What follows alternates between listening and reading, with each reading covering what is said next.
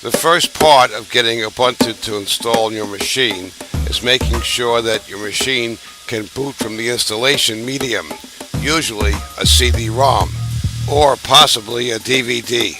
It is also possible to prepare a USB stick to use as your install medium. We cover that in the appendix of the course, as it's a more advanced topic.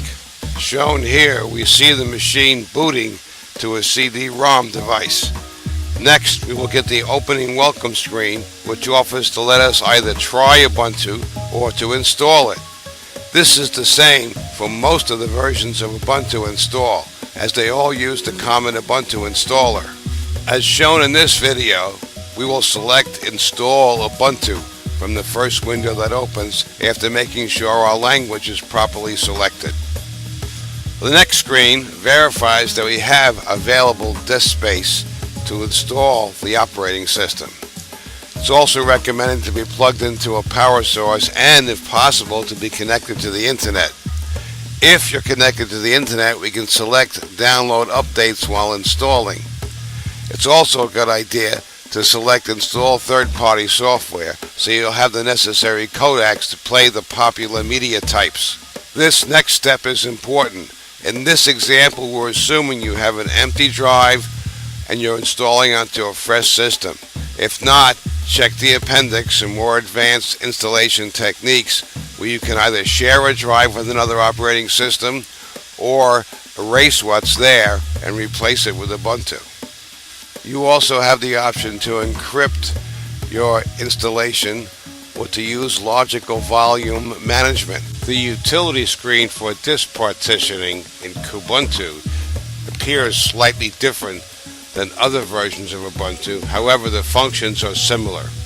Advanced features are covered in the appendix of the course. Once you've verified these settings are correct, you can click the Install Now button to continue. To properly install, Ubuntu needs some basic information, including your locality and time zone. You can use this graphical interface of the world map and click on the area where you live to select your time zone. Then click Continue. Following that, we need to tell Ubuntu about the keyboard we'll be using. In this case, we're selecting the English US keyboard. If your keyboard is different, you should select the proper keyboard for your system. In this case, since we know it's an English keyboard, we select that and click Continue. Following setting your location and time zone, you'll have to give the system your name. It'll suggest a computer name, or you can overwrite that and create your own as you desire. It'll also suggest a username based on the name you typed in, which you can also change. And then you have to enter and confirm your password. With passwords, it's always a good idea to use at least one uppercase letter, a number, and a special punctuation character to make the password strong. From experience, we suggest you use a short computer name, which will leave more room on the command line for you to type when using a terminal. However, remember that each computer name should be unique within your local network. Once you have entered this information, it's time to sit back and relax, because all the rest of the work as far as installing the operating system is performed by the installer for you.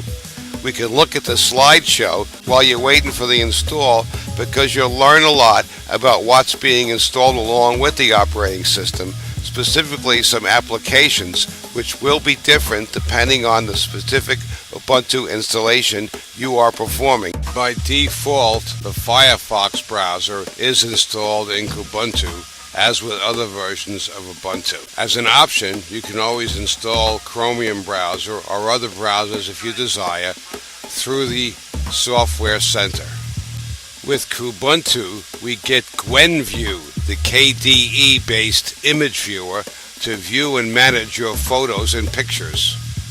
For multimedia applications in Kubuntu, we get the Amarok audio player, which also should work with your iPod, and the Dragon Media Player will play audio and video codecs as well. Contact, spelled with a K, is the organizer for organizing all of your email and other contacts.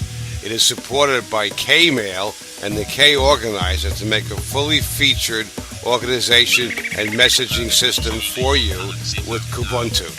Kubuntu automatically installs the LibreOffice suite of Office applications as part of its installation, just like the standard Ubuntu does. Even if you're not a big gamer, there is quite an assortment of games that come with Kubuntu, and these games are very useful to practice your skills with the mouse and keyboard. Like most other distributions of Ubuntu, Kubuntu comes with the adjustments necessary to satisfy those that may be challenged in some ways so they can still enjoy a pleasant Ubuntu computing experience. And of course, it's easy to manage and install additional software with the Muon Software Center application. And it's easy to get help via the built-in help system in Kubuntu and also via the IRC chat channels for Kubuntu. And you're welcome to join the Ubuntu community and contribute either financially or by helping to actually write code or document necessary parts of the system and software. When the installation is complete, you'll be prompted as shown here, and you can remove the installation media and reboot the system.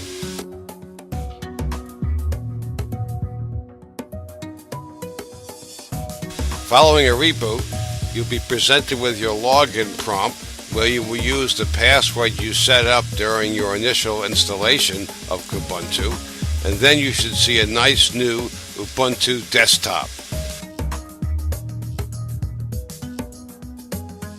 If you've got this far, we can shut down. Our work is done for now.